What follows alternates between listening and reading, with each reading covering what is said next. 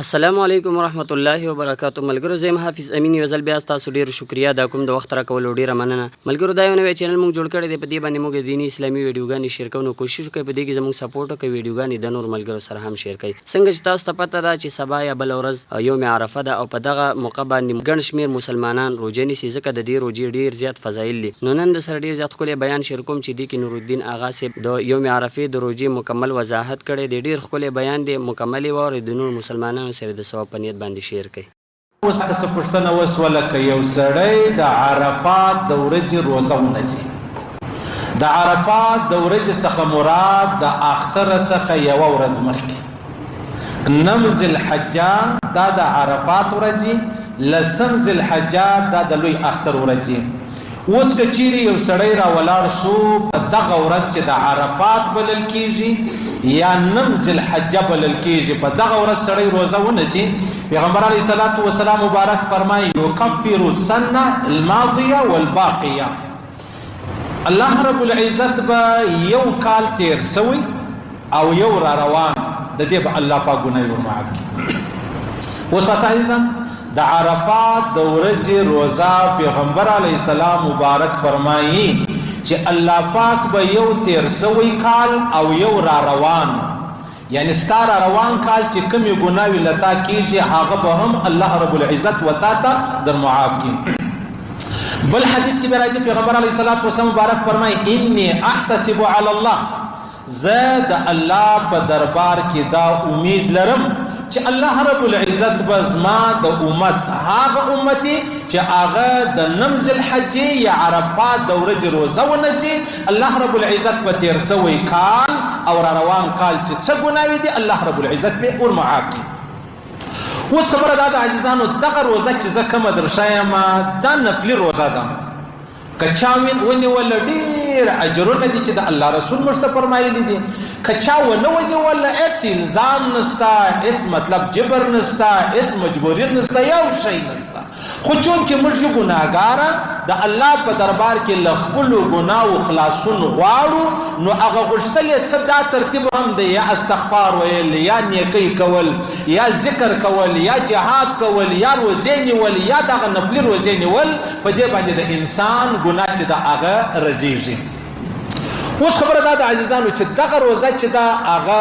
د حجانو دپاره نه ده، دغه د عرفات د ورځې روزه چې زه کومه درښایم دا د حجانو دپاره نه ده. ولې؟ هغه وجه دا ده چې حجان ډېر ستړي،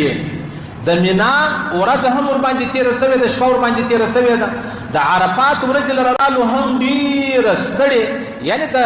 ژوند په حواله راواخله، ازدحام دی، ګرمي ده، رش دی، پیشلمۍ چیرې دی، روزه چیرې ده، دعاګانې به ته غواړې، نو دغه روزه چې ده هغه د حجانو دپاره نه ده.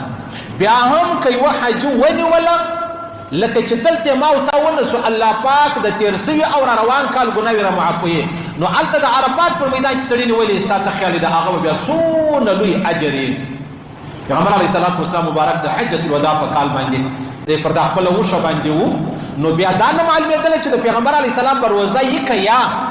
نو بیا ام فضل را ولاړه سوله، هغه یو ګیلاس شیدې یو پیاله شیدې پیغمبر علیه السلام مبارک ته پیش کړلې، چې پیش یې کړلې پیغمبر علیه السلام د ټولو حجانو پر مخ هغه شیدې چې د هغه وڅښلې، نو معلومه دا سوه چې د پیغمبر علیه السلام مبارک روزه چې ده هغه نه وه. نو اوس که چیرې یو حاجي روزه ونیسي هېڅ پروا نه لري، ډېر لوی اجر دی، خو منګرها ستړیا ډېره ده، ستوماني ډېره ده، هغه د عرفات د میدان چې کم اجرونه دي هغه بیا په دغه روزه کې نسته عزیزان،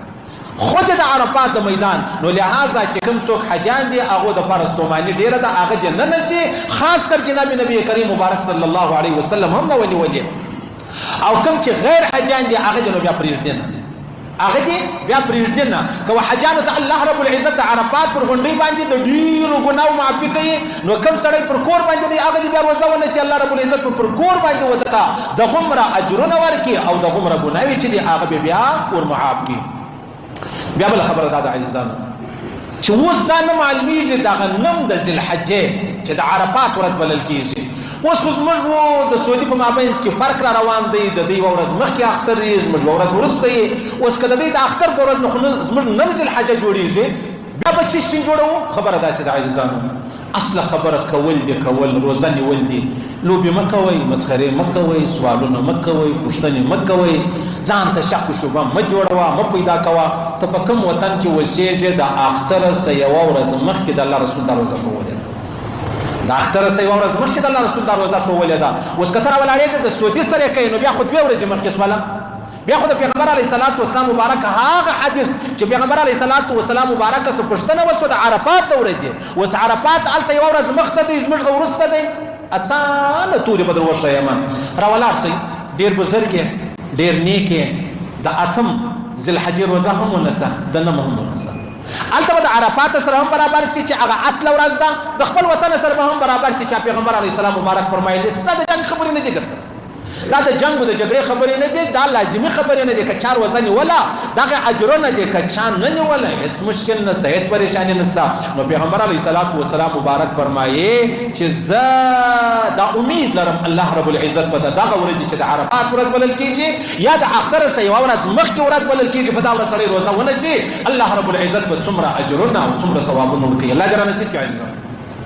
بیا ضروري نه ده چې خامخا د 9 ذوالحجې یا د 8 ذوالحجې دغه 10 ورځې چې کمې دي دا چې پیغمبر علیه السلام مبارک ډېرې روزې په دې کې نیولې بیبي عایشه صدیقه فرمایي هېڅ یو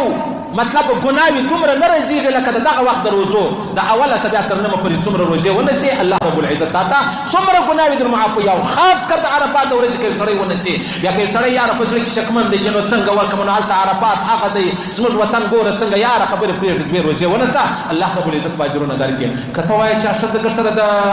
سعودي سره نسمه د سعودي د عرفات هلته به حجیان هېڅ خبره نه ده هېڅ پروا نه لري شک و شبه مه پیدا کوه پیغمبر علیه السلام اوس مستحب کار راوښوی نو اوس کوانګه نه کوانګه ستا کار دی په دې کې نو بیا ته ولې جنجال جوړوې ولې پریشاني چې د هغه جوړوې او ولې تکلیف چې دی هغه جوړوې دا خو یوه مسله شوله الله دې رانصیب کړي الله دې د عرفات د ورځې چې کوم اجرونه دي هغه دې الله رانصیب کړي روزې دې الله رب العزت رانصیب کړي او بیا دې الله رب العزت موږ له دې نه محرومه کوي تیر سوی کال الله ګناهونه معافوي را روان کال که ته وا مولوي صاحب نو دا خو داسې سوله که زه مړ شوم بیا الله یې اجرونه درکوي که ته مړ شې الله یې اجرونه درکوي او بله هم واورئ بله دا ده چې ته به راولاړ شې تا به د مسلمانانو حق خوړلی بیا د عرفات د ورځې په روزه یې ځان ته بخښی نه شي کېدلی چې 15 لکه ورځې روزې ونیسي د مسلمان د 1 روپۍ د 1 انې د 1 ټکې د 1 ښکنځا د 1 غیبت د 1 بهتان څخه ځان رسې خلاصوي ولې هغه وجه دا ده چې د دې بخښل بیا د بنده کار دی د الله دلته چې د الله رسول فرمایي تیر سوی کال او را روان کال الله رب العزت ستا ګناهونه معافوي هغه حق دی چې هغه د الله رب العزت حق